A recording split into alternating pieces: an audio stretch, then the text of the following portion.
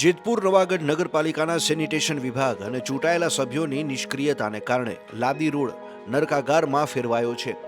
એક તરફ સંત કંવરરામ મંદિર અને બીજી તરફ નગીના મસ્જિદ જેવા પવિત્ર ધર્મસ્થાનો વચ્ચે જ ભૂગર્ભ ગટર ઉભરાતા ભક્તો અને સ્થાનિકો ગંધાતા ગંદા લાલ પાણીમાં ચાલવા મજબૂર બન્યા છે।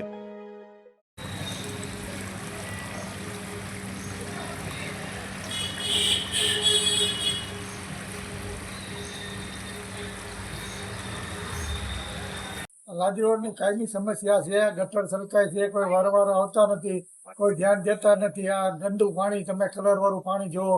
માણસો અહીં અત્યારે નમાજ પડવા કોઈ મંદિરમાં જવાનું હોય, બાજુમાં મસ્જિદ છે, કોઈ પ્રશ્ન કોઈ પટ્ટાવાળાને પૂછી તો કે આવશે, કાંઈ ઓલા વારંવાર આવી તો કે અમારા ભાગમાં નથી આવતું।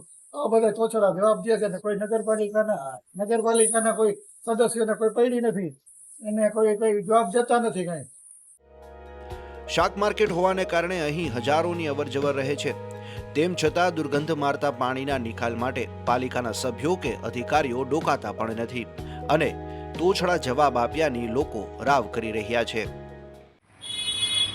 અહીંયા અમારી સમસ્યા એ છે કે ભૂગર્ભ ગટરનું ગંદુ પાણી આવે છે। રોજે રોજ અમે શાક માર્કેટે જઈએ છીએ, અમારા પગ ખરાબ થાય છે। ગંદુ પાણી બહુ જ આવે છે, અહીંયા કોઈ સફાઈવાળા આવતા નથી।